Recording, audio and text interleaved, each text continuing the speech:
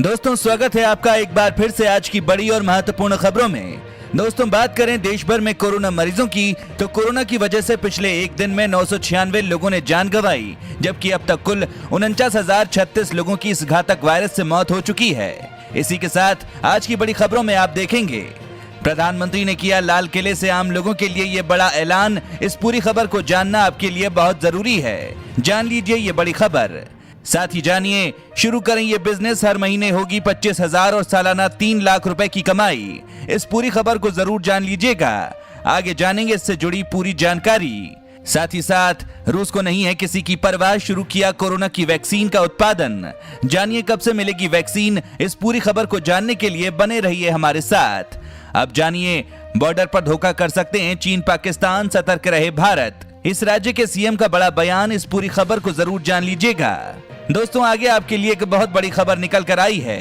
PM Modi ने की health ID card की घोषणा, जानिए क्या होगा आम आदमी को फायदा, जानिए कैसे मिलेगा आपको लाभ, आगे जानेंगे इससे जुड़ी पूरी जानकारी। दोस्तों ये सभी खबरें जानना बेहद जरूरी हैं। खबरों को विस्तार से जानने के लिए बने रहिए हमारे साथ। उससे पहले दोस्तों इस वीडियो पर एक लाइक जरूर करिएगा, आपका एक लाइक करना ही हमारी मेहनत का फल है। तो चलिए बिना देरी किए लिए चलते हैं आपको आज की सबसे पहली खबर की तरफ। प्रधानमंत्री ने किया लाल किले से आम लोगों के लिए ये बड़ा ऐलान, जान लीजिए।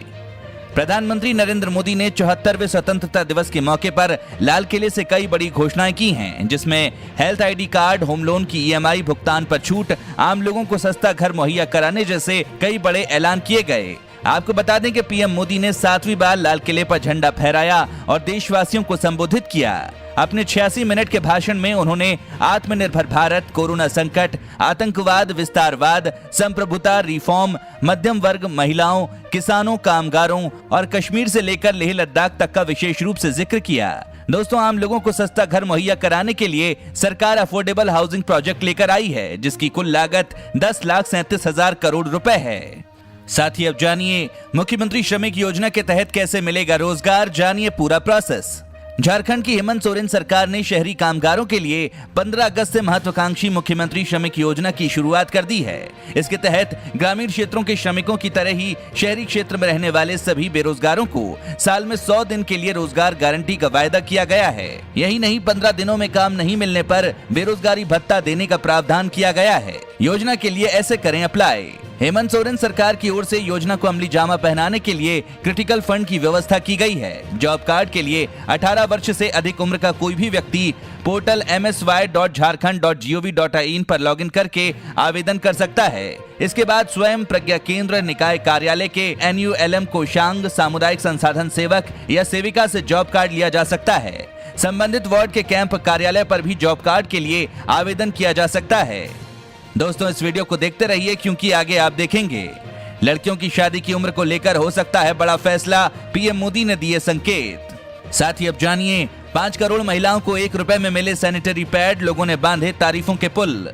देश को संबोधित करते हुए पीएम मोदी ने महिला सशक्तिकरण का जिक्र करते हुए कहा, ये सरकार हमेशा हमारी बेटियों और बहनों के स्वास्थ्य के बारे में चिंतित रही है। 6,000 जन औषधि केंद्रों के माध्यम से लगभग 5 करोड़ महिलाओं को 1 रुपए में सैनिटरी पैड मिले हैं। इसके अलावा उनकी शादियों के लिए हमने समितियां बनाई हैं ताकि सही समय पर पैसे का इस्तेमाल किया जा सके।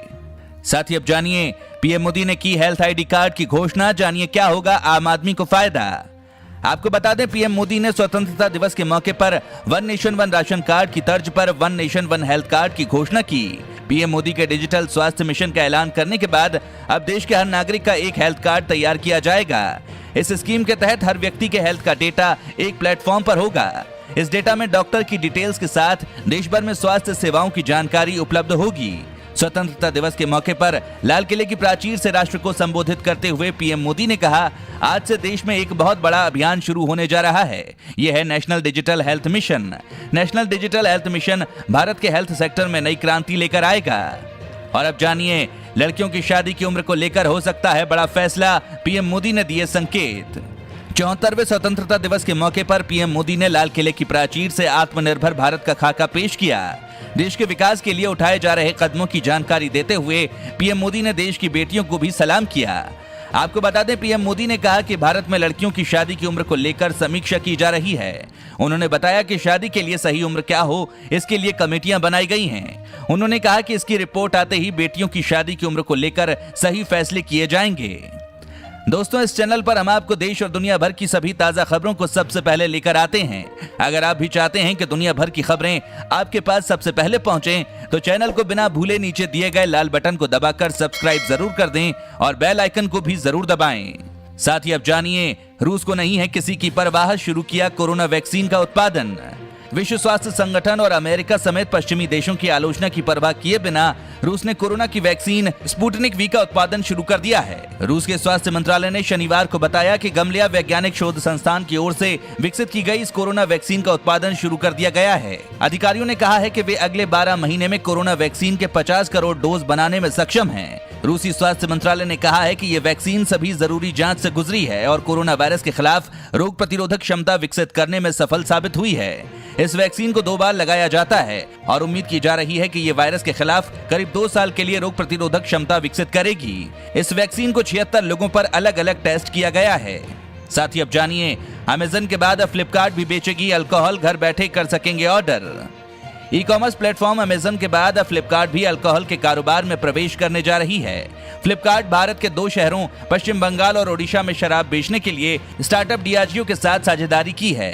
आपको बता दें, फूड डिलीवरी स्टार्टअप स्विगी और जोमेटो ने भी कुछ शहरों में अल्कोहल पहुंचाना शुरू कर दिया है, क्योंकि कंपनियां कोविड-19 महामारी के कारण घर पर रहने वाले लोगों से शराब की मांग को भुनाने लगी हैं। जोमेटो और स्विगी झारखंड और ओडिशा में अल्कोहल की होम डिलीवरी कर रही हैं।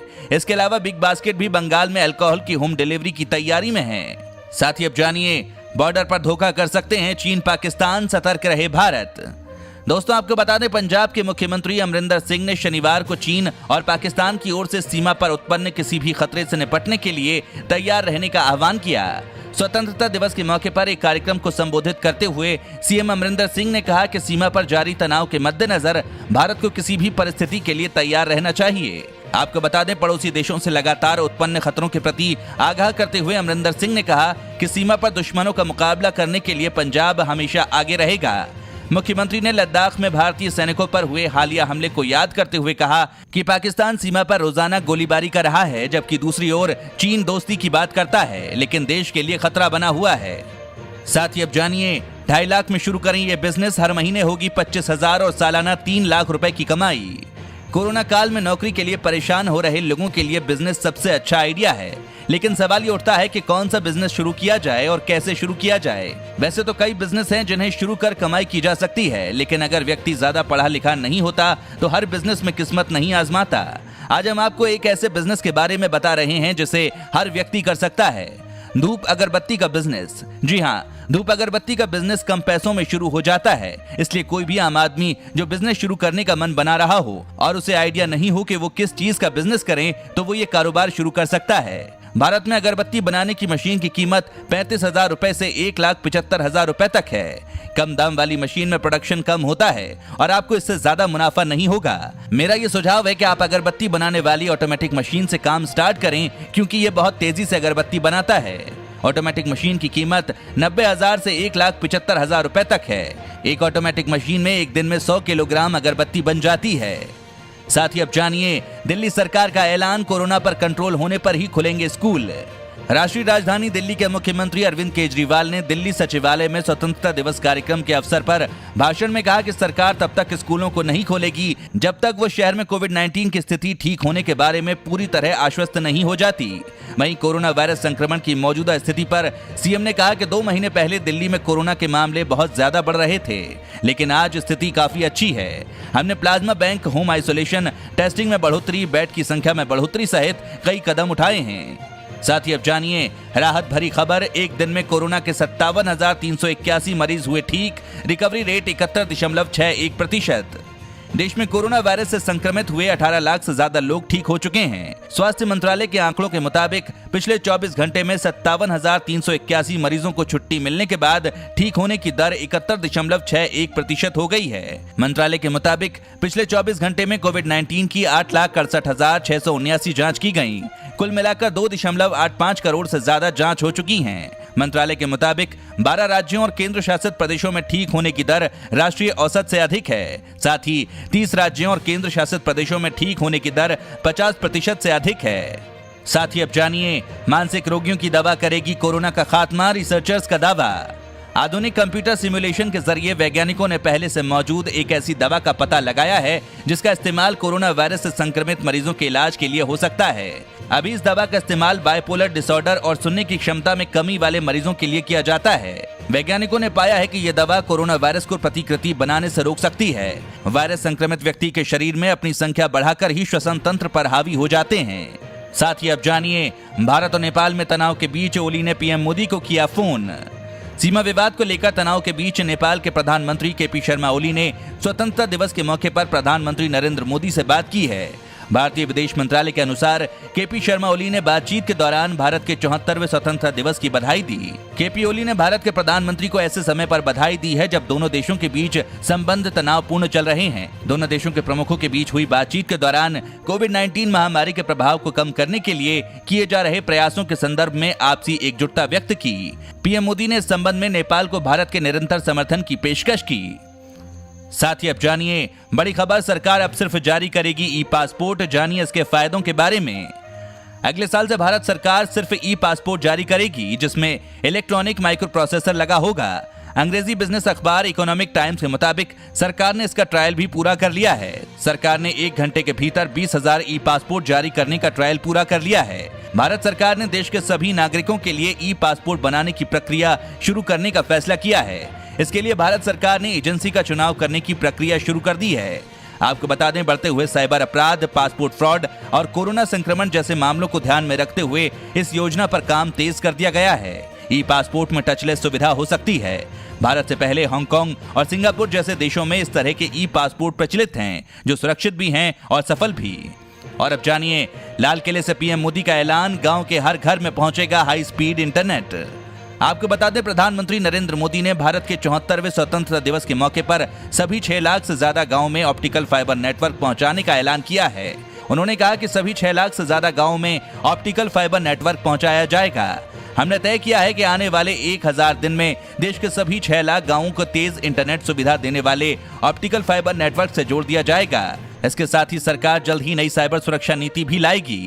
पीएम मोदी ने लाल किले से राष्ट्र के नाम अपने संबोधन में नए भारत के निर्माण की दिशा में उठाए जा रहे कदमों का उल्लेख करते हुए कहा कि 5 वर्ष में 1.5 लाख ग्राम पंचायतों को तीव्र इंटरनेट सुविधा उपलब्ध कराने वाली ऑप्टिकल फाइबर सुविधा से जोड़ा गया है। अन्य 1 लाख में भी ये सुविधा पहुंचाई जा रही है। साथ ही साथ स्वतंत्रता दिवस पर राष्ट्रीय ध्वज की बिक्री में आई 50% की कमी, हुआ करोड़ों का नुकसान। देश में फैले कोरोना का असर राष्ट्रीय ध्वज की बिक्री पर भी खासा पड़ा है। कोविड-19 के कारण लागू लॉकडाउन की वजह से देश के तिरंगे की बिक्री 50% तक कमी आई है। लॉकडाउन के कारण राष्ट्रीय ध्वज की मैन्युफैक्चरिंग व बिक्री पर सीधा असर पड़ा है। आपको बता दें, लॉकडाउन में कई यूनिट में काम बंद रहा ही अभी भी समय समय पर शॉर्ट टर्म लॉकडाउन व महामारी के डर के कारण मैन्युफैक्चरिंग यूनिट के वर्कर्स का आना कम है, जिससे इसकी बिक्री में 50% की कमी आई है। दोस्तों, अगर आप भी रोजाना ऐसी खबरें अपने मोबाइल पर पाना चाहते हैं तो बिना भूले नीचे दिए गए लाल रंग वाले सब्सक्राइब बटन को जरूर दबाएं, साथ ही बेल आइकन को ऑन कर लें।